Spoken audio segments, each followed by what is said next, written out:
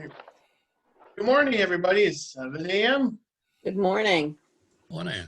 Good morning. Our invocation this morning will be led by Len Thornton. Len? Good morning, all.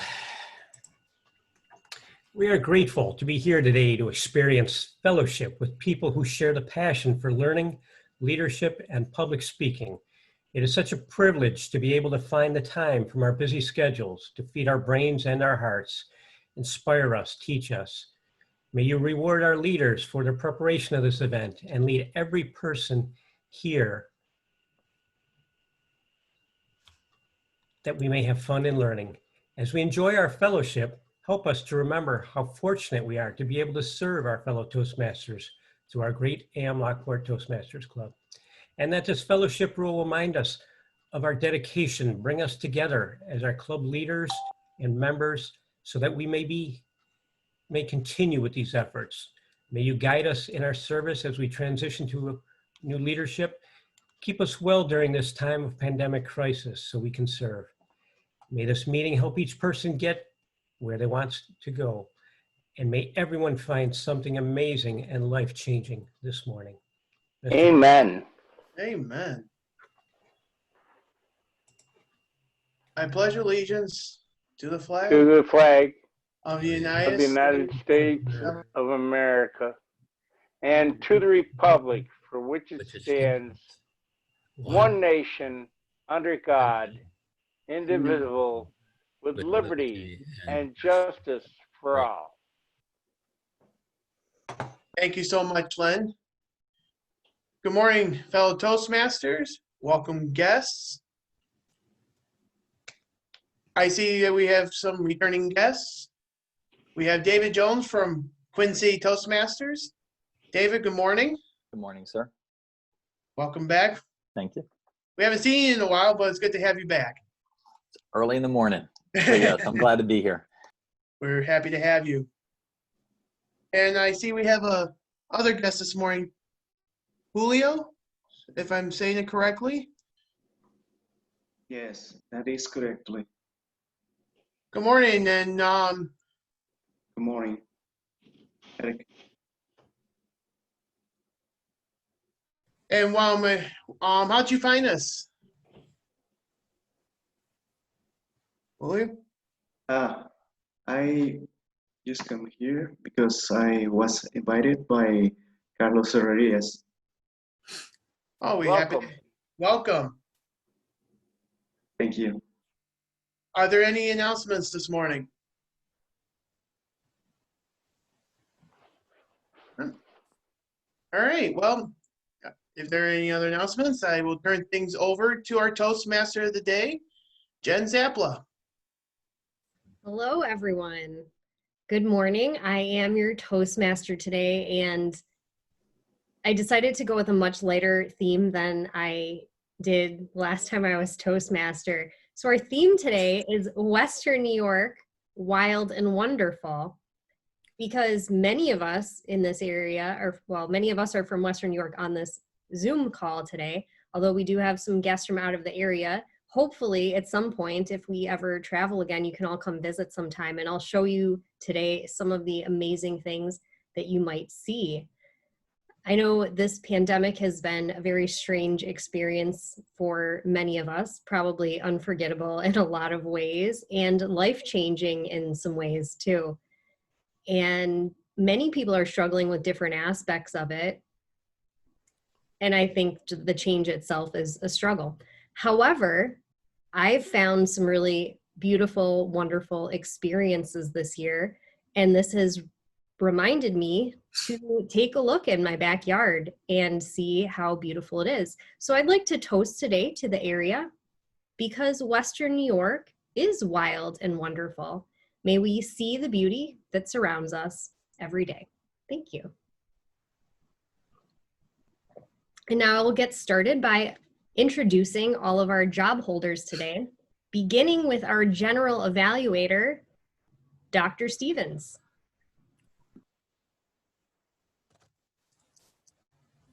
You caught me off guard. Usually it's the last one.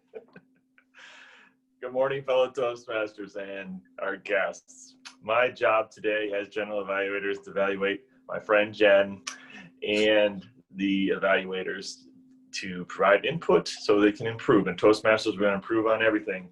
That's just one aspect of it. Back to you, Jen. Thank you, Gerald. Our next role holder will be Jackie Kenny, our word master today. Thank you, Madam Toastmaster. Good morning, everyone. I like all your themes, Jen. This is a good one, too. And because wild and wonderful led me to think that maybe the word should be marvelous. So the word for today is marvelous. I'll put it in the chat, and I hope everyone gets a chance to use it. Marvelous. Thank you. Thank you, Jackie. Our master today is Alexis. Alexis, tell us what you will be doing. Good morning, Madam Toastmaster. I am the master, and I'll be counting pregnant pauses, ahs, ums, and any other filler words. Thank you. Excellent. Our grammarian today is Beth Banks. Good morning, Miss Toastmaster. I will be looking for good uses of grammar and maybe ones that we could improve upon today. Thank you. Excellent. Thank you. Our quote master today is Charlie Deacon. Thank you, Madam Toastmaster. It's titled, Practice the Pause. Pause before judging. Pause before assuming. Pause before accusing. Pause whenever you're about to react harshly, and you'll avoid doing and saying things you will regret. And it's by Lori DeShane. Thank you. Thank you, Charlie. Our jester today is Phil Russell.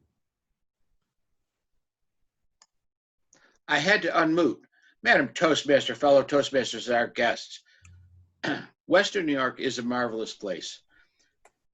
Starting off with just Niagara Falls. The architecture is unbelievable. I love Fort Niagara. Go to the parks, especially Letchworth. You've got a great scene. Now, unfortunately, Buffalo in Western New York is the brunt of many jokes. And I have a couple. In England, they drive on the left side of the road. In Western New York, we drive on what's left of the road. How about another one? Now, our beloved Buffalo Sabres, our hockey team, to Caesar, Julio, that's our hockey team are the Buffalo Sabres. What do the Buffalo Sabres and the Titanic have in common? They both look good until they hit the ice. Whoa. And what does the Buffalo say? What does the Buffalo say to his son before he left for college? Bye, son. I'm out of here. All right. Thank you, Phil. I am not sure if I saw our gesture master join today. Is Samir here or did I miss him? Okay, he did confirm, so perhaps we can give him another minute. And if anyone wants to consider that role in the meantime, in case he does not join us. Our quiz master today is Nancy, and I do believe I saw Nancy. You do. You don't see me. There's a black square there. All right, I hear you. I am here. I am here. My job today as quiz master, fellow Toastmasters, is to listen for maybe obscure things or watch for things that you may want to be attentive to. And I will ask at the end some quizzes, and there might be a prize. but might not. Who knows? Well, I guess we will wait and find out then if there's a prize. Maybe it depends on who wins. Our timer today is Tracy. Thank you, fellow Toastmasters. I'm looking forward to a marvelous meeting today. As timer, I will be timing everybody's speaking portions. Table topics, 1 to 2 minutes. Speakers, generally 5 to 7 minutes. And evaluators, 2 to 3 minutes. I'm not as fancy as Larry and Len Thornton. I have my little cell phone in front of me, but man, that's not going to help if that happens. But I'll be putting that in front of the thing. If you are speaking, please pin me so that you can see me and I don't get lost in everybody else's picture. And I will be reporting back at the end. Thank you, Tracy. All right, it does not look like Samir has joined us. So would anyone like to volunteer to be gesture master today? No volunteers? Oh, I see Larry Eggert. Larry, tell us what you're going to do today. Good morning, Madam Toastmaster, fellow Toastmasters. I will be the gesture master today, so I'll be looking for all different kinds of gestures within these tiny little squares, whatever I can see, and I will report back at the end of the meeting, Madam Toastmaster. Excellent. Thank you, Larry. I believe all of our other roles are here, except for we are missing our second speaker today, Ryan. I don't know if anyone has his number, Eric or someone else may be able to text him and find out if he is going to be here. He does have a little bit of time. We're not getting quite to the speaking portion of the meeting yet, but in the event that anyone knows, he did confirm and give me a title, so I think he intended to be here. Otherwise, we are ready to begin with the theme. So today I would like to show you all a few of the places that I've had the opportunity to visit this year. And I have been to some of these places before. However, many of them I've never been to, and that is exciting for me. So let me share my screen with you and show you these places. I don't know, everyone, can you guys see my screen now, hopefully? Yes, excellent. Yes. So here are some of the North Towns hikes that I did this year. Hopefully you can see them. And some of the South Towns hikes that I've done this year. I want to actually go back to the North Towns because this is all in the area. Many of you may have been to some of these places before: Golden Hill State Park, Buckhorn Island, Bond Lake County Park. And there are also a couple right in the Lockport area as well, which I don't have any pictures of here. However, there are some excellent, excellent places to visit and hike around and see nature and experience. And here are some of my South Towns hikes that I was able to do so far this year: 18 Mile Creek, Franklin Gulf County Park, and Rhinestein Woods. I've been participating in the Western New York Hiking Challenge. There are a total of 34 hikes on the challenge, and you have to complete 20. So I've already finished the challenge. However, I still have some of the hikes left to do. I haven't completed all 34 yet, but I would like to by the end of the year. It's been a really wonderful experience. There's a Facebook group, so if your Facebook feed is becoming overrun with things that you're sick of reading about, it really helps to join this group and see pictures of people out with their families and their dogs hiking and being in nature and getting to see how wonderful Western New York is. So those are a couple of the pictures I wanted to share with you. And I'll share some more later, but for now, I think it's time to get started with our table topics portion of the meeting. So I'm going to turn that over to our table topics master, Muhkles.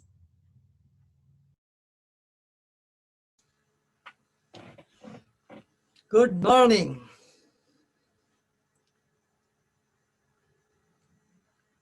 What a marvelous morning.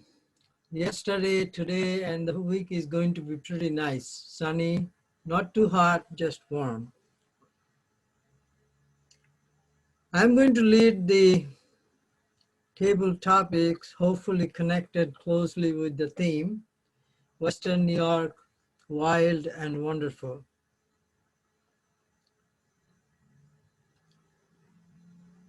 I will ask some questions and select one person to answer.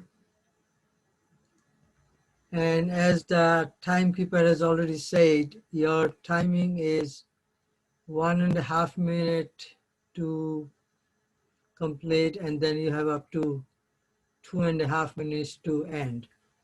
And you'll get the green, yellow, and red. I'd like to start with something that we all can relate. Something we all love, cherish, desire. And it's not just about Western New York. It could be from anywhere in the world. So my first topic is going to be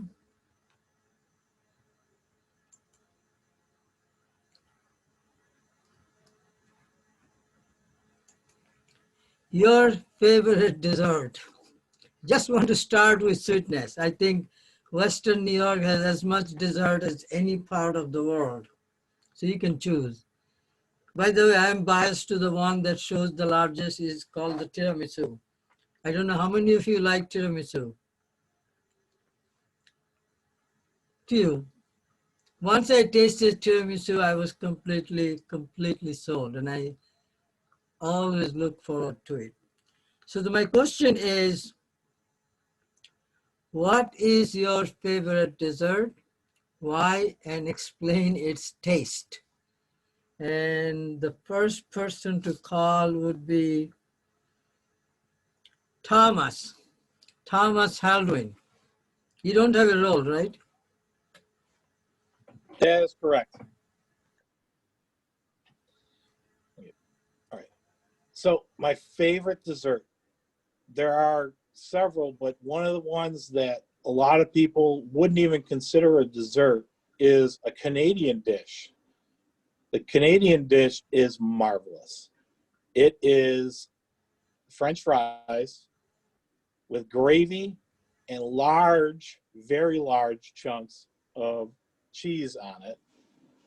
And it is unbelievable. You can find it in a lot of bars, and especially in Lockport, the best location I found was a place called, it was called the Locker Room.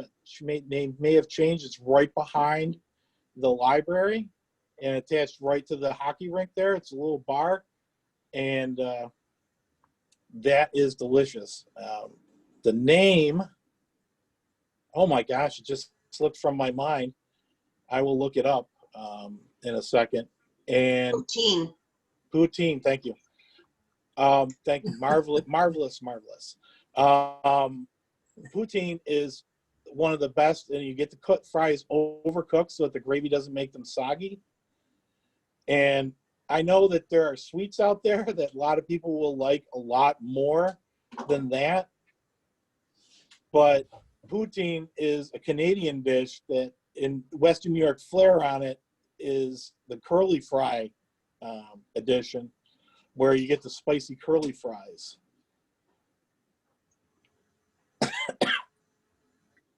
There's one other sweet tooth that's Western New York only. It's called sponge candy. I have taken this on trips everywhere and given it to customers, and they have never seen it before. It's an Easter thing normally. It's a very bitter vinegar sponge inside with different flavors of chocolate. My personal favorite has to be the orange chocolate. Mr. Table Topics Master. Thank you so much, Thomas, for sharing your favorite. I know, I'm sure David likes cannoli, and some of you like creme brulee, and there are hundreds and hundreds of desserts from all over the world. So my next question is going to be for, let me see.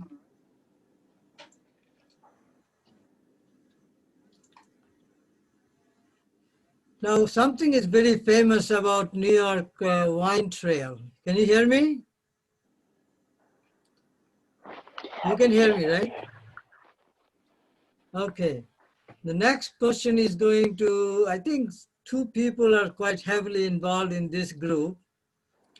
It's the Niagara Wine Trail.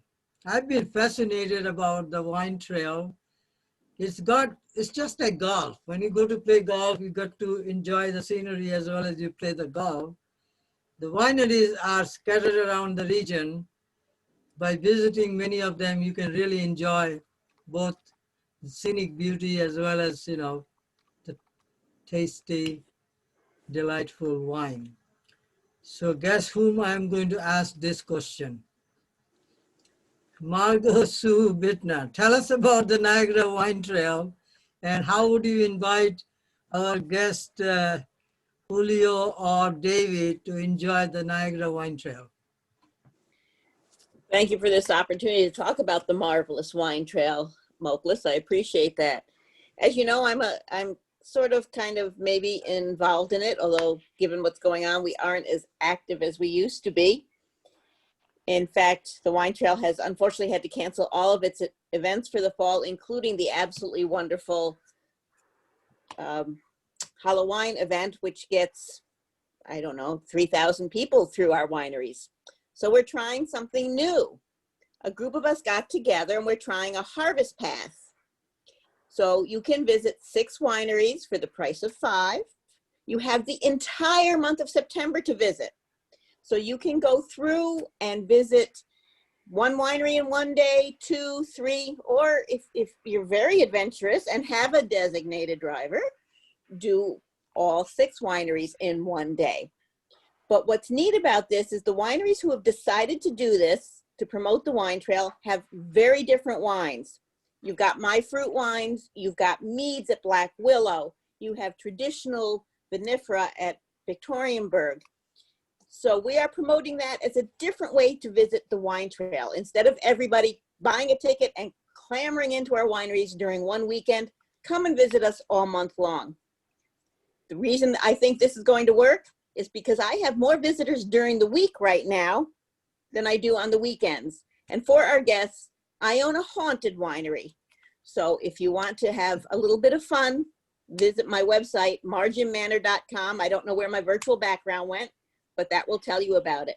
So, Madam Timer, I will stop now so that you can turn off that marvelous clock. And I really like how you're doing it, Mr. Table Topics Master. Thank you, thank you.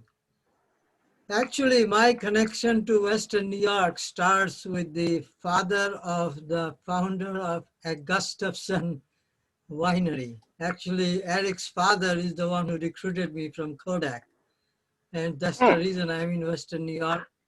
And that's probably the reason Samir was born in Rochester, New York, also in Western New York. So deep connections. I have seen Eric as a 6-year-old boy many years ago.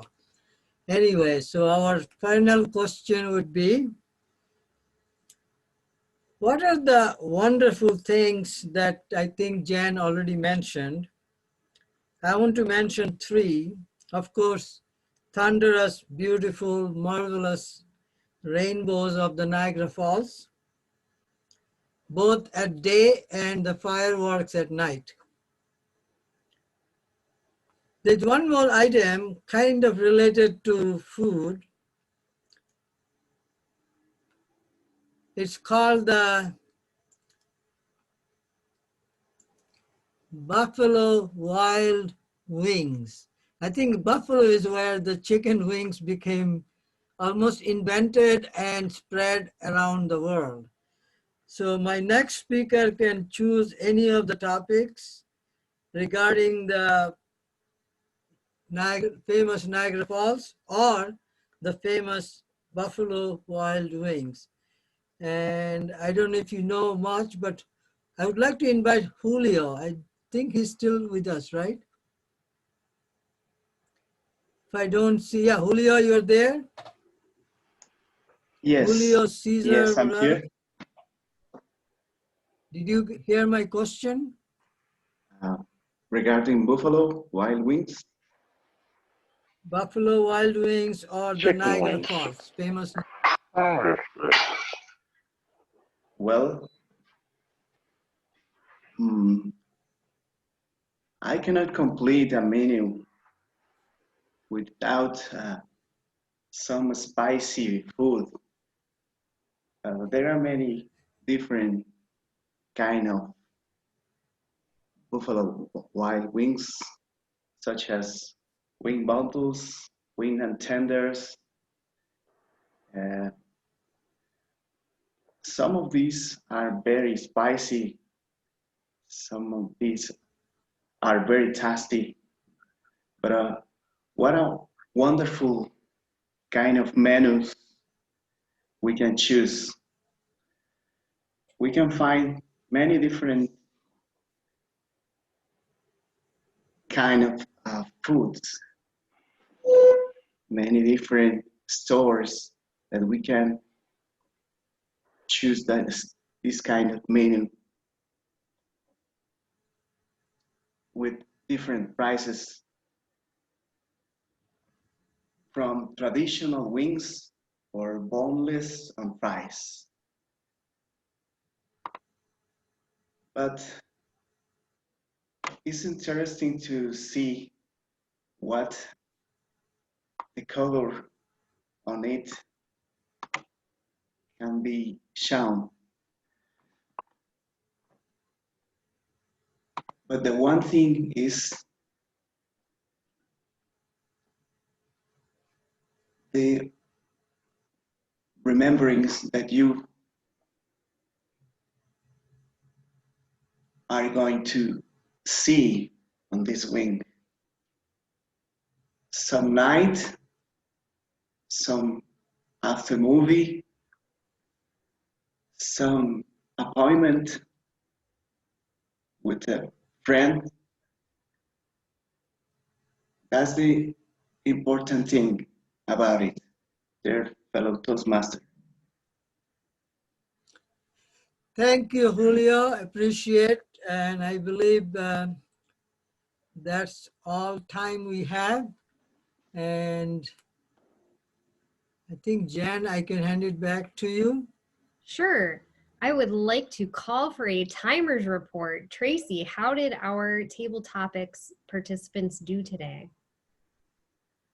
Thank you, Jen. I'm happy to report all of our contestants were within their time limits. They all qualify as far as time goes. Thank you, Tracy. And Jackie, how did our word of the day, marvelous, do? Well, I heard Thomas use it 3 times and Margot use it twice. I did not hear Julio use it, but I think it's marvelous that he joined our meeting this morning. Thank you. Excellent. Thank you, Jackie. Then I believe, I'm not sure if Julio knew our house rule here. So Julio definitely gets a pass today on the word of the day. Just for future reference, we normally make our table topics contestants use the word of the day in order to qualify for voting, but we're definitely giving you a pass today, Julio. So for future reference though, you're not getting off the hook a second time. If you join us again and you get called on for table topics, we're gonna have to hold you to it. Unless someone else is Toastmaster, which they probably will be, so you're probably safe. Well, you can probably see the poll, and if everyone will go ahead and vote, if anyone hasn't voted, just to give that another moment here. And I'm also gonna share with you a little bit more wild, wonderful Western New York. So I'm gonna go back to the little presentation that I have and share that. And hopefully you guys can see this. In case you didn't have any interest in hiking, here are a couple of other photos of things that I've had an opportunity to do this summer. So there's tons of berry picking. I'm strawberry picking here with my nephew. There's also blueberry picking, peach picking, apple picking, lots of wonderful things to do in Western New York. There are tons of farms. Margot may have a farm that you've visited or a winery that you've visited. So there's lots of wineries, as Margot mentioned as well, in the area up in Western New York, right along the lake, Ontario, and also out in the Finger Lakes, which isn't too far away from us here. I actually had the opportunity to go hiking with an alpaca. I found some fun little thing and went for a walk with this alpaca and gave me a kiss at the end because he was very sweet. Also had some time to go kayaking down by Canalside. There's water biking down at Canalside as well. There's kayaking and I think wakeboarding, or I don't know what they call it, paddleboarding, that's the one. So lots of outdoor activities that you can do. You can rent a kayak if you don't have a kayak, or rent any of these things and just take some time out, spend some time near the water, on the water, out with family, and do some other fun activities. So I'm going to stop sharing. And I think it's time to move on to our speaking portion of the meeting today. Our first evaluator, evaluating Cecilia, will be Cate Banks. Cate, do you want to tell us what Cecilia will be doing today? Absolutely. Thank you, Madam Toastmaster. What a marvelous theme today. And I love your photos. Those are even more marvelous. It inspires me to get out and about. So let's get right to Cecilia, who is speaking from Pathways Dynamic Leadership. She's on the L3 elective, Inspire Your Audience. Madam, timer is 5 to 7 minutes. Thank you, Cate. Cecilia Marcy with Food Culture. Cecilia.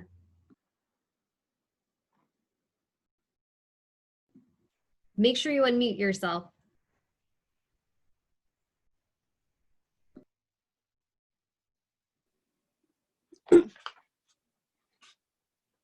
What happened there? Oh. Can you hear me? Can you see me? Yep, you're all set. Yes. Okay. Good morning, everyone. Fellow Toastmaster.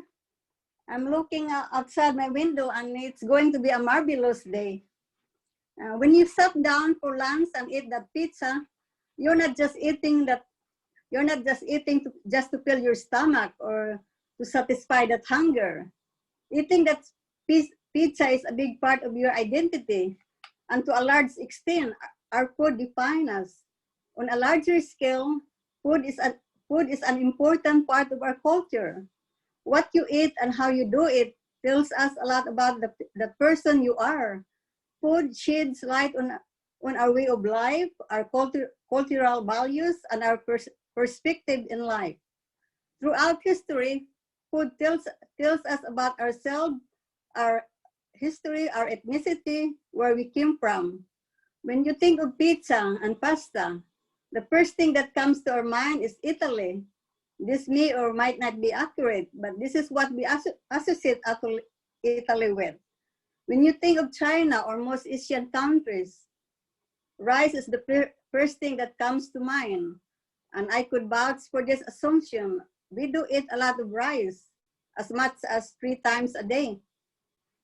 People also connect to their cultural or ethnic group through similar food patterns. Your ancestors who immigrated to this country often used food as a means of retaining their cultural identity. We read about early immigrants who brought with them, tucked away, well hidden from prying eyes in their old suitcases, saplings of fruit trees, seeds, spices, and would you believe this, even live animals such as chicken. There are also anecdotal stories about people coming from their vacation and going to great lengths to sneak back a favorite food because this food reminds them of home. I can personally relate to this story because my friend Melanie, who take a yearly vacation to the Philippines, is getting adept at doing this, what I would call dried fish escapade. What she does is she carefully wraps this smelly fish in a layers of saran wrap, place them in a bubble wrap, and then finally put them in a Ziploc bag to sell it. And the last thing he has to do is put it inside her Louis Vuitton handbag, and the custom officer never suspected a thing that there's a smelly fish in her fancy Louis Vuitton handbag. How we eat our food from the table into our mouth are just as captivating as what we consume. Our use of hands, fork, spoon, chopsticks denote significant factors. Formalities of dining are both infused with cultural meaning and historical factors. The custom of how we eat is not fixed. It is dynamic. Tradition and norms transform throughout the ages to what we see as a customary within our culture. Eating with your hand. Some food just lend themselves to using your hands as utensil. Across many cultures, the Middle East, Africa, and South Asia, eating with your hand is the preferred way. I grew up eating with my hands up until I was 9 years old. And even to this day, when a group of my friends get together and eat those smelly dried fish, most of us use our hands. I guess it's the same protocol are applied when you eat pizza or chicken wings.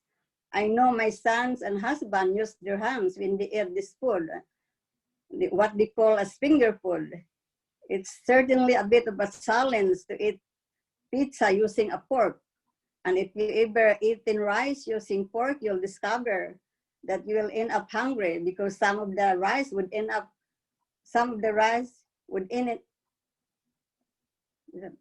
because none of the rice would end up in your mouth. Instead, they'll end up in your plate because the fork, the way it is designed, it's just not appropriate for eating rice. Using our hands or fork are not the only means of getting our food from the table into our mouths. Most countries in Asia use chopsticks. Chinese, Japanese, Vietnamese, Korean, and to a lesser degree, the Philippines use chopsticks for eating their food. We eat plenty of fish, and chopsticks and fish are the perfect pairing, like yin and yang. See, I have this, I don't know if you can see me. I'm using a chopsticks here. There. That's how you see it. It's actually better than a fork. Using our hands, in some culture, even the role of conversation during mealtime. Can you see me? In some culture, even the role of conversation during mealtime varies from culture to culture. Here in the US, we believe that mealtime is a good time to converse or to catch up on the lives of family and friends. Depending on the occasion, whether it's Christmas or Thanksgiving, we're happy to start a conversation, reconnect with our families and friends. In Southeast Asian culture, conversation during a meal is acceptable but not encouraged, and even considered impolite if you talk at mealtime. Cultures, ethnicities, tradition, and all it entails play a big part on what we eat and how we eat our food. I challenge each and every one of you here that we should expand our taste palette, become more informed about our other cultures by trying their foods.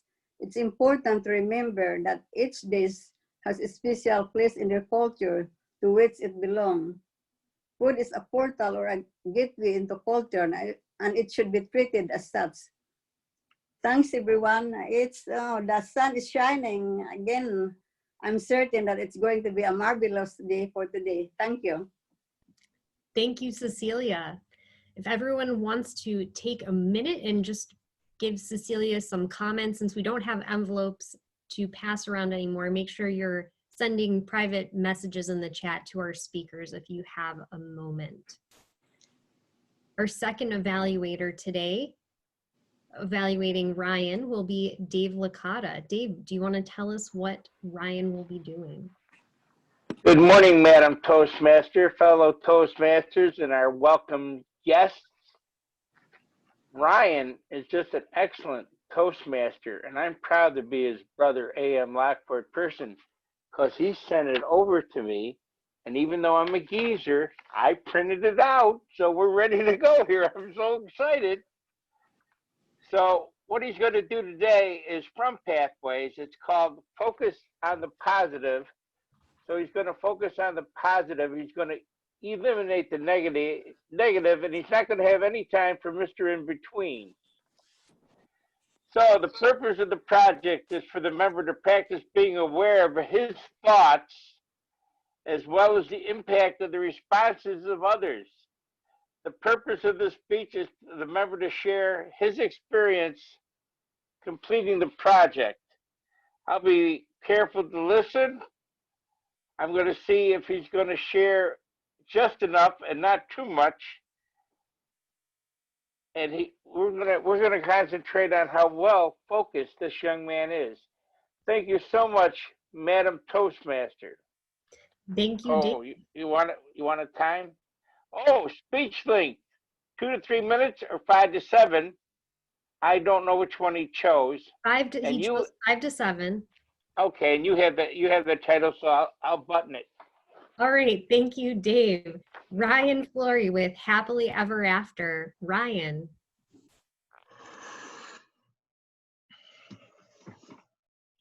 I am actively engaging the world today. I'm not busy. I'm lucky enough to have a very comfortable king-size mattress, even if I was only able to sleep on it for 5 hours. I have a house on a freshwater creek. That's why the mosquitoes also love to live here.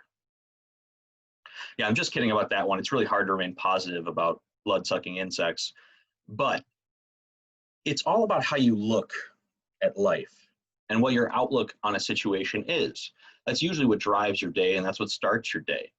Starting out optimistically, starting out positively, and starting out thinking the best of each situation can really set the tone for the rest of the day. We grow up learning about happily ever after. What is happily ever after? Is it a hut in the middle of the woods with 7 youngins running around while you're trying not to eat poisonous fruit? Is happily ever after having somebody climb up your hair and give you a tension headache just so that you can be rescued from a tower? Or is happily ever after defeating a dragon, befriending a dragon, marrying a dragon, and living out the rest of your life exactly as you want to be in the middle of a swamp? To everybody, it's a little bit different, but when it all starts with understanding the difference between can and cannot. It's a marvelous thing to be able to peel back the layers of your own internal emotions like I've done over the last roughly week. As I started on this project and I started to really think about and take notice of what I was feeling and what I was thinking, it really led each day to be a little bit different. And I'll be honest with you, it's really hard to focus on the positive when you're focused on getting things done. What you have to really do is look at each step of the day as a different moment and a different opportunity. You see, nobody likes to wake up to the alarm. I think that's a fact of life. I love watching sunrises. I love my first cup of morning coffee. But getting out of bed, that's a whole other question. So what I do is I look forward to the first step of the day. And that is a nice hot shower. It always feels good. You feel refreshed when you get out of it. You feel like you're ready for the day, and it's a little bit invigorating. But my next step is really my favorite. See, I have to wear a suit every day I go to work. It maintains a level of professionalism. It allows me to be into that corporate mindset, into that work grind mindset. And work requires it, because otherwise I'd just be in a nice shirt or polo. But that being said, what I like to do underneath that suit is live a little. This is Baby Yoda. Baby Yoda is on my backside about once a week. I wash them every 3 to 5 times, mostly. I also like to make sure that my socks have a matching color tone in them. And because life wouldn't be fun without a little bit of pizzazz, I have about 60 ties that all have a different pattern. And that's how I like to show my own personality as I go about the workday. Suits, they're comfortable. I've gotten used to them. But let's be honest, you have to live a little bit. You have to make everything yours, to look at it positively, to have an optimistic mindset from it. You also want to focus on the cans and the cannots. There's a lot of people out there that'll tell you saying that you cannot is a negative. But realistically, what I've found, there's a lot of things that I cannot do. It's a fact of life. And when you understand your own capacity, when you understand your own limits, and when you can powerfully, forcibly, politely say, this I cannot do, it frees your mind, it frees your time, and it takes a lot of the stressors that would exist. Now, I'm not saying don't push your limits. I'm not saying don't try new things, and I'm certainly not saying don't attempt to help people. But what I am saying is that we all have limits, whether that's through time, whether that's through physical ability, whether that's through mental capacity, or whether that is simply through sheer willpower. The idea is that we don't want to overburden our timelines. We don't want to make ourselves weaker in order to try to get one more thing done. We have to maintain our own batteries in order to be able to recharge others. I always want to focus on improving the lives of others around me. It's the entire reason that I feel we're on this planet. Monty Python tried to answer the question of the meaning of life, but I don't know that anybody has gotten so close as to an actual answer. But for me, it's helping everyone else. And so what I like to do is I like to focus on 3 things to become a more positive person, and I'd like to pass these lessons along to all of you. The first is reframing your own identity and how you describe yourself. Are you lazy or are you efficient? Are you a morning person or a night owl, or are you better off without an alarm clock or a rooster? The thing is that we often take a lot of stock in what others say about us, but we're usually our own biggest critic. The next piece is I want you to talk about what you've done, not what you did not, could not, or have not yet done. Look at your accomplishments, even as simple as getting out and making the bed, the pillow, going to the closet, getting your change of clothes for the day, showering, and getting them on. That's 20 minutes of physical labor that you already completed by the time you've set the coffee maker to brew, unless you have an automatic coffee brewer, which I totally recommend. And finally, take some time out of your schedule and schedule it for yourself. You are no good without the full power of you, the full marvelous power of you behind you. Thank you, Ryan. So again, make sure you're taking a minute to send Ryan some comments and feedback on his speech today. But we will go ahead and introduce our 3rd speaker and evaluator. Our 3rd speaker today will be Marc Campos, and he will be evaluated by Larry McKenzie, or Santa Claus. Thank you, Madam Toastmaster. This morning, I have the distinct pleasure of evaluating one of our hardworking Toastmasters who has been working diligently under the legacy program to achieve his DTM status. Today is the final step in that chapter, and I have the pleasure of evaluating his final speech about his high performance leadership program. The title is Technician Training Program, the Summary. Please welcome Marc Campos, Technician Training Program Summary. Marc Campos, 5 to 7 minutes. Madam Toastmaster. Well, I will turn it right over to Marc because you already gave away the title. Marc, have at it. Thank you, Madam Toastmaster, fellow Toastmasters, and our guests. Good morning. Larry, you spoiled it just a little bit for me because I wanted to lead off by saying that there was a certain irony that Jen is the Toastmaster today and that she would be introducing me as I check the final box here, because had it not been for a conversation that she and I had, I think it was some point last year, as I was serving on her high performance leadership committee, I might not have realized that I still had enough time to pull this off. So kudos to Jen. Thank you for the push, even if you might not have realized at the time you were giving me one. Of course, I'm using every last bit of runway here, fellow Toastmasters. I'm already into the extension period that TI granted us as a result of the pandemic to achieve your advanced leadership. But let's move on, shall we? It was 6 months ago today, ironically enough, that I introduced my project, which is to implement a central office technician training program. And there were certain pieces to this that were essential. It involved building up a training lab in New Paltz central office, where we had already started to build a lab for some of our technicians. And it involved developing a comprehensive training program where we not only leveraged that training lab, but also any virtual or online resources that existed. And the ultimate goal was to create a program where new technicians could enter it, and then we would count on them becoming fully qualified in a 6-month period, because we're undergoing a tremendous amount of churn in our workforce. So the first step that we took is we held a 2-day brainstorming meeting in Syracuse, where we brought in our best and brightest from everywhere within the district. And these might have been people that maybe had been instructors at a local level, teaching courses in particular topics, or they just might have been subject matter experts that were really knowledgeable on each of the disciplines that we wanted to train our techs in. I don't expect anyone to recall this, but it really falls into 4 categories: frame, power, transport, and switching. Those are the 4 disciplines and skills that our technicians need to develop.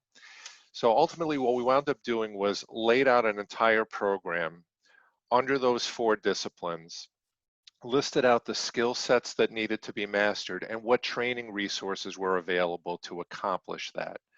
And timelines were established. So with a goal of getting someone qualified in a 6-month period, within month 1, you were expected to learn the following things, have a period of time where you worked at them and mastered them, and then moved on to the next discipline. And it was a combination, again, of things that could be accomplished virtually through online resources and things like that, or what had to be classroom instruction or hands-on instruction. So after this wonderful start, a funny thing happened. A global pandemic descended upon the earth and pretty much derailed most of our operations. Now, as it turned out, though, this was as much a blessing as it was a curse for us, because within our department, the workload dropped off fairly significantly, at least for a period of time. So that enabled us to do a few things. Number 1, we were able to assign a dedicated supervisor to oversee the training lab, and work really ramped up in terms of building out everything we needed. And it goes far beyond the hardware for the technicians to work on. We also have to build all of these circuits into inventory systems, so they really get a sense of looking at a circuit diagram in the system and then being able to work on something that's live. It creates a true break-fix environment. We have them install circuits, and then we have fun breaking them and watching them try to fix it after we break them, of course, but that's also a wonderful way for our technicians to learn. Additionally, we consolidated the huge number of online resources we had. They were in the form of training videos, method and procedure documents, job aids, and put them all into one place on a group Google Drive that everyone could get to. Because ultimately the challenge is there's such a wide variety of equipment. It's difficult to train everyone in everything to the level of detail that we want.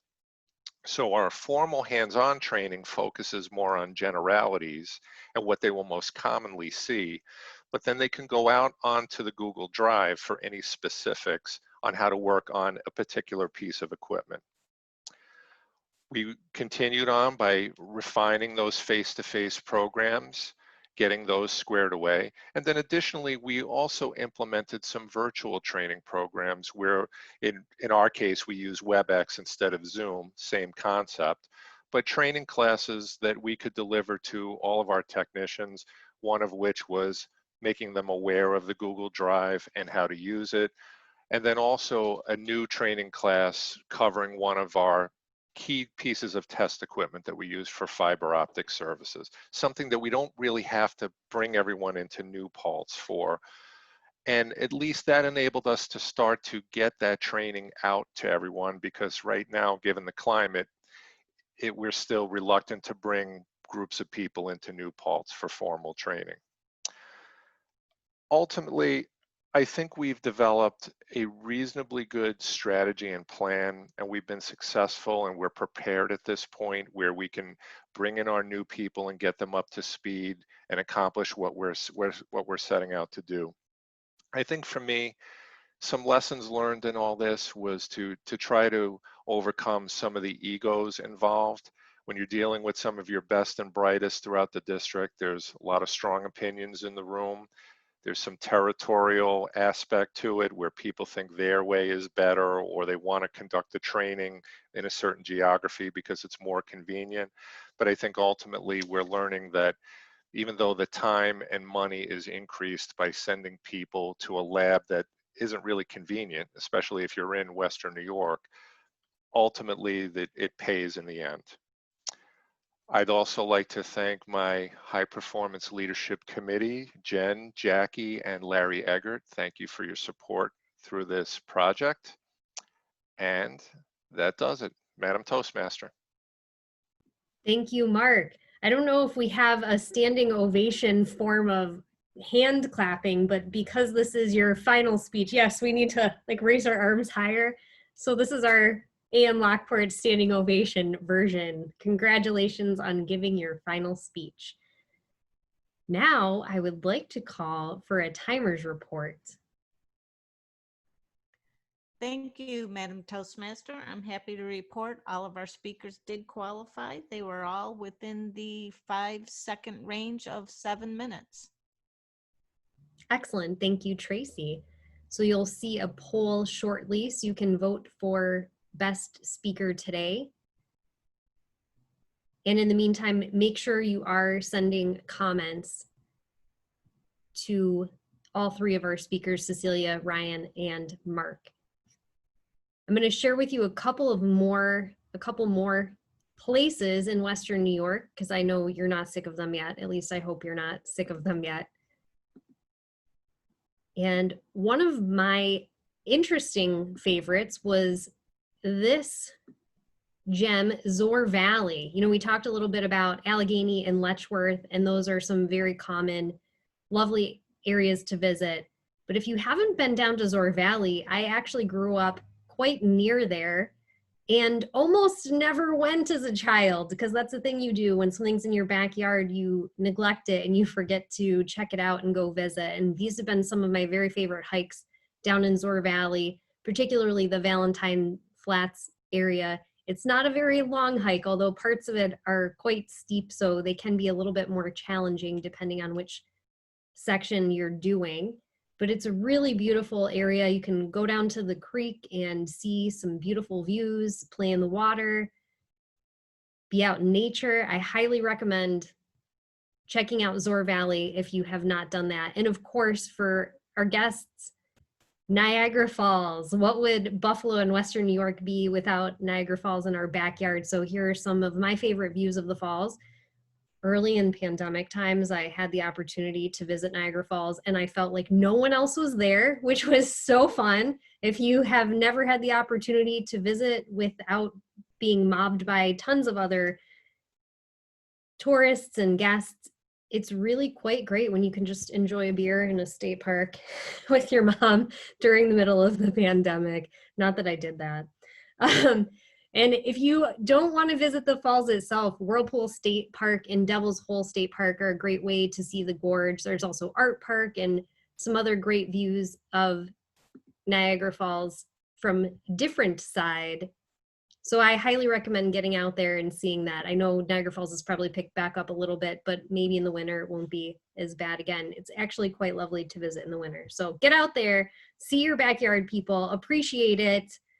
Focus on the positive, like Ryan said in his speech, and appreciate all of those things around us, because Western New York summers are short, as you know, fall is a great time, but it's over soon. So get out there now while you still can. Now I'm going to turn it over to our evaluators. Our first evaluator today, evaluating Cecilia, will be Cate. Thank you, Madam Toastmaster. And thank you, Cecilia. This was fantastic. I loved your speech today, Cecilia. It's good to see you again. It's good to hear your voice. What a universal topic that you shared with us today. We all eat and you grow food. I thought we might hear more about your growing of food, but you took us on a journey around the world. And I loved how fun that was this morning because it was so universal. It pulled us in.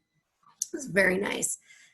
I think that my main suggestion is going to be that I recommend to you and to all of us to watch the recording of your speech. Watch the recordings of the meetings in general. Can I see a show of hands? How many of any of you have watched any of our Zoom meetings or any portions of our Zoom meetings on the YouTube channel that we have? Okay, I recommend you do that, especially if you are speaking, because you'll watch yourself and be able to see what you think you should improve upon. I think I was inspired to do that even before our Zoom sessions by Muhkles first, because Muhkles always recorded his speeches. And I thought that was so smart. It is so smart to be able to improve ourselves. And even Marc, who just gave his last speech, will not be hopefully leaving us anytime soon, obviously. Last speech, haha. But I digress. Back to Cecilia. I think that this ties to my next suggestion about engaging your audience more, because it is so challenging on Zoom, but engage your audience more than talking to your audience. I think that that's harder, but very doable. It's about making eye contact. And so when you watch yourself, you'll see this. You'll see how the angle of reading your speech or looking at notes prevented you from making eye contact. When you watch the recording, like I said, you'll see. Another thing, I wish we could have seen your chopsticks. I just pictured them. They didn't really show up on the screen, but that's a great visual idea. And so, again, watch the recording. You'll see what I mean. I love how you gave us a call to action in your conclusion. Expand your palette. That can mean so many things, and I loved it. Thank you so much, Cecilia, and I can't wait to hear your next speech. Thank you, Cate. Our next evaluator evaluating Brian will be Dave Licata. Dave. Good morning, Madam Toastmaster. Great to be back. Quick confession, Maid of the Mist, yes. Cave of the Winds, no. So there's plenty left for me to see as well. But I want to salute the speaker this morning for his tremendous open, and we're all here to learn. And what I learned from his opening this morning, it's not a bad idea to mention things that vex us as a means to pull the audience into a group and to get their attention. So I thought it was very clever that he mentioned the 5-hour sleep and the ever popular mosquitoes. That was a great job to round us up, corral us, and help our focus. Now, when he got to the lesson portion, he didn't let us down. He did a great job, and we learned a lot. But something that I thought he could improve on, and it's a minor thing because it's an excellent speech, but when he got to the ties, he could explain the difference between a rep tie, a regimental tie. Oh, that is a regimental tie, is a rep tie, a club tie, this tie, and that tie. He could have done that. He could even demonstrated the knot. But I thought that was an opportunity for him to talk a little bit more about how to dress for success, which is very important and part of the whole plan. And especially, he's a brother salesman, I'm a salesman, and that is no small thing, how you dress up. But he funneled us down. After he went helter-skelter and yond, he funneled us back to the lesson, which is another great lesson for us to learn from Ryan this morning. So he had an outstanding session with an outstanding lesson. And the best way, and the gem I picked from her speech this morning is the best way to serve a customer is to sell them something that you both feel good about. That if the customer uses your product, no matter what it is, it's going to make his life easier. Everybody's going to be successful. And he's not just there to make a quick sale. He's there to help that customer's life improve, tie up loose ends, and just be better, to make things better. That was a tremendous finish when he mentioned that. And I enjoyed his speech so much. And I'm really glad that he's in our club because we learn from him every time he speaks. Madam Toastmaster. Thank you, Dave. Our final evaluator today, evaluating Mark, will be Larry McKenzie. Larry. Thank you, Madam Toastmaster. This morning, I had the distinct pleasure of evaluating Marc Campos. What I want everyone to do, like Cate had mentioned earlier, is to watch the video of today's speeches, and not only today's, but some of the other meetings also, because if you want to see how to present, especially in this virtual world, Marc was a perfect example of that today. His vocal was excellent. You were able to hear him. His grammar is always spot on. And his eye contact with the camera made you feel as though you were right there and part of his presentation. I've always enjoyed when Marc has presented a speech or an evaluation. He's very thorough with that. He made us feel as though we were part of the project, even though we weren't part of the committee. His facial gestures. Now, on virtual, sometimes it's very difficult to present in a manner where you're doing any type of a gesture, but he brought us right into the speech with his facial expressions when he got to different parts of explaining his project. What I enjoyed mostly was when he talked about when they would break the things and then make everyone fix it.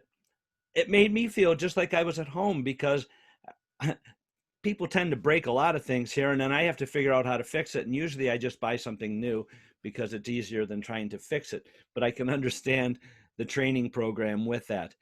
Within his project, they implemented a program that was all of a sudden brought to a halt by the pandemic. What they did is they didn't let that bother them because they made it into a virtual training program using Google Drive and different tutorials to help their, I guess you would say, new trainees under this program. I do believe that Marc, along with his committee, presented a wonderful high-performance leadership program, and I was extremely pleased to have the ability to not only evaluate you this morning, Marc, but I also learned that when you're dealing with people with any type of project, egos, strong opinions, you have to take all of that into context, and then somebody has to make an ultimate decision. And it looks as though the project that you were working on was successful and that everyone in the future will benefit from that. Marc, congratulations on your last speech and towards your DTM. Madam Toastmaster. Thank you, Larry. I would now like to call for a timer's report. Tracy, how did our evaluators do today? Thank you, Madam Toastmaster. I'm happy to report all of our evaluators did make their times. Excellent. Thank you so much. So you'll see a poll shortly and you can vote for the best evaluator today. Now, I don't have any other beautiful pictures to share with you. I think I've shared them all, but hopefully I've also inspired you to get out and visit some of these areas. If you're not an outdoor person, Well, there's always wineries to go to, as Margot mentioned, and there are plenty of other excellent things to do, marvelous things to do in Western New York. So make sure you are enjoying your backyard, or even if it's your own backyard, there's probably something interesting there. Mine's not too interesting. It's right against the thruway, but you know, I've run around in the field a few times. You might have seen that on YouTube. If you subscribe to my channel, it's still fun. Anyway, I digress. So I will turn it over to our general evaluator today, Dr. Stevens. Thank you so much, Jen. And thank you for this great theme today. It was definitely very interesting. You shared quite a few nice pictures with us. I enjoyed that. And I feel like a lot of our members may not have known of some of these places in our area and have not explored them as well. So you inspired us today to get out and to do more things outdoors, being that we were trapped for such a long time with COVID. I think that is a good thing to do for our souls. And in general, I could tell that you're very happy to deliver this topic because you were smiling almost the entire time. So if you watch it back on YouTube, you'll see that. And that can be infectious, because I've seen other members in this meeting also smiling and seeming very happy as well. Well, I think we were a little rough in the beginning. I think everybody's kind of a little sleepy in the beginning, then our words came to us and we're a little smoother in regards to our speaking. So I think that was something for the overall meeting, that we started off a little bit wonky, we'll say, compared to what we normally do. But that overall, very good. Thank you so much, Jen, for this theme today. My job also is to evaluate the evaluators, so I will do that now. Cate, love the YouTube reference. Use our resources. Use what we have to improve. Love that. You also were smiling the entire time doing your evaluation. So you had good eye contact with the camera. You could tell you were enjoying providing the feedback. Digressed a little bit with talking about Marc, so just kind of reined that in a little bit. So you kind of lost track a little there for improvement. Dave, evaluator number 2, shared the many positives of Ryan's speech. A little disorganized in the beginning, but great conclusion, nice and warm conclusion. So I thought that was very inspiring for him as well. Larry McKenzie, you were excited to deliver feedback from Marc, marvelous feedback no less, but it was all positive. I didn't hear any improvement from Marc, so that was one thing that I did pick up on. At this time, I could ask for reports if you want, Jen. I don't remember all of the participants in regards to the role players. So if you would be so kind to take that for me, that would be awesome. Yes, I definitely will. I know it's difficult now without having the agenda in front of you. You're used to having that. And so it's a little bit, I wrote it all down as Toastmaster, but I never remembered to do that as general evaluator. So I certainly would be happy to take that role back over and call on our reports today. And I will begin with our Master, Alexis.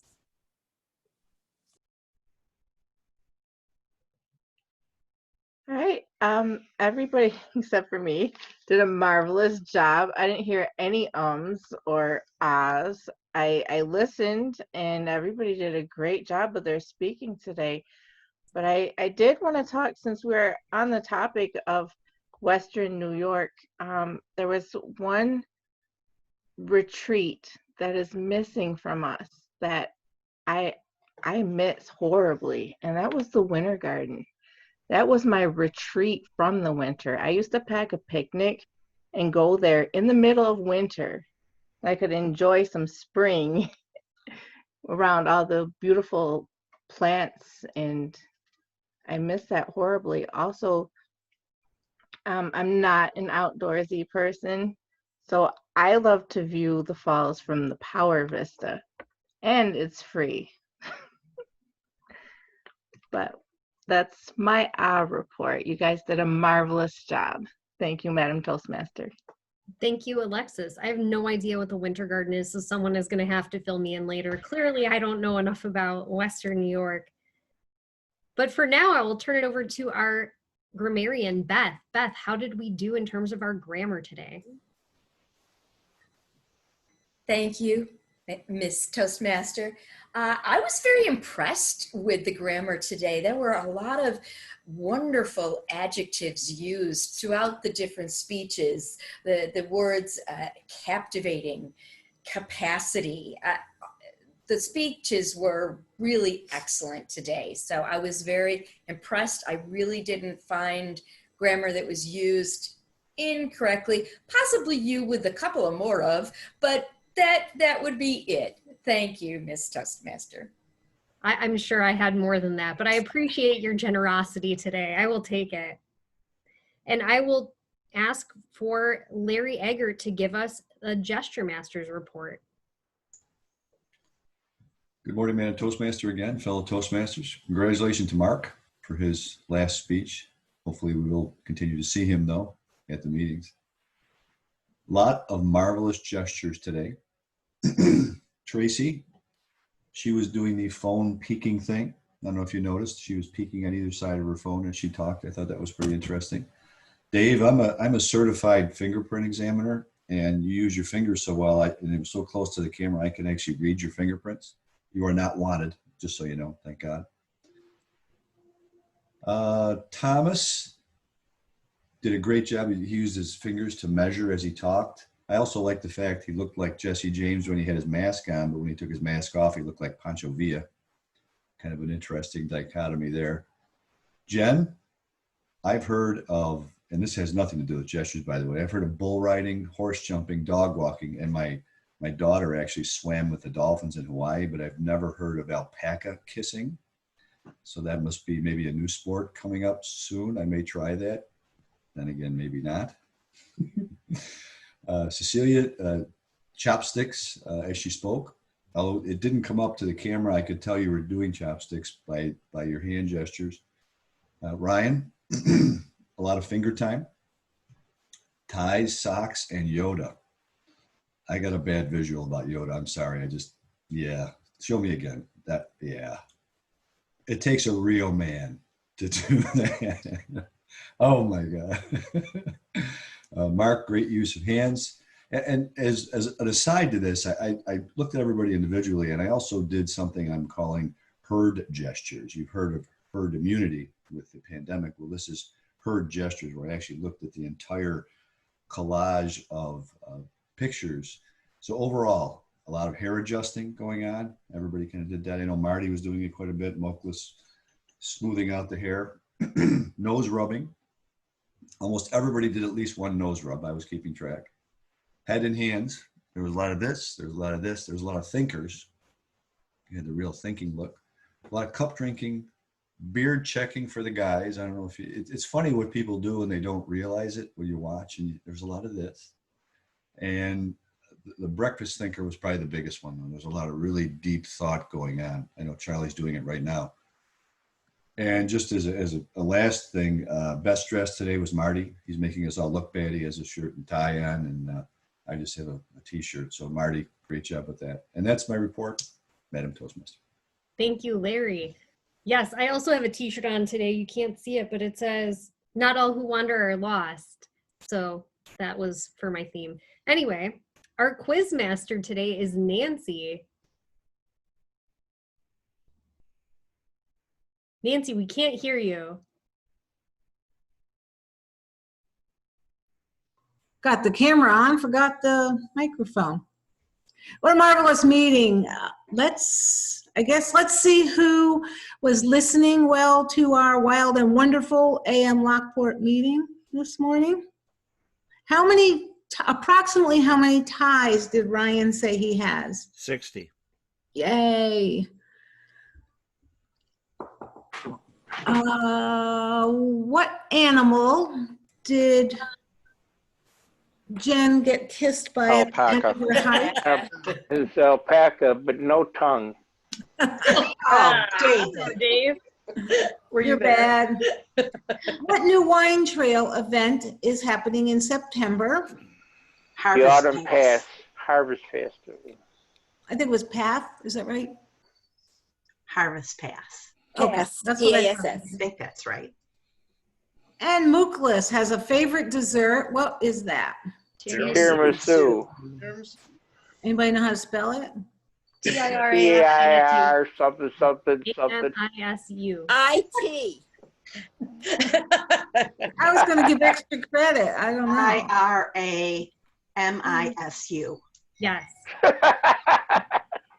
Okay, if you went to the Cave of the Winds, which Toastmaster would you most likely not run into? Dave.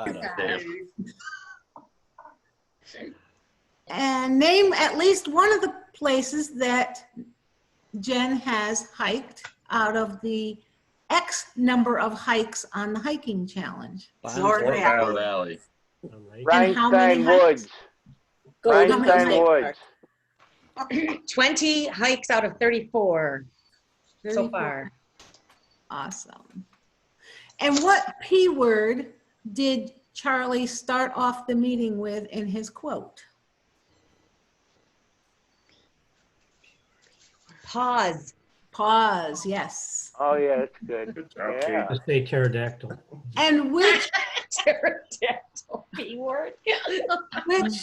which faithful guest stayed until the very end? Julio. Julio. And Julio, have you ever eaten chicken wings?